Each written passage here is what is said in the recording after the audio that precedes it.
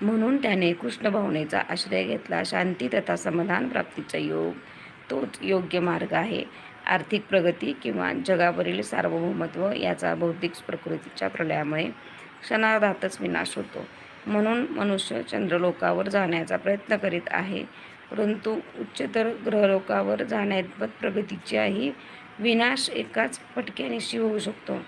भगवद्गीताही याची पुष्टी करताना म्हणते, क्षीणे पुण्ये मर्त्यलोकं जेव्हा पुण्यकर्माच्या फळांचा अंत होतो, तेव्हा मनुष्याचे आनंदाच्या अत्युच्च क्षेत्रावरून जीवनातील अत्यंत खालच्या पातळीवर पतन होते.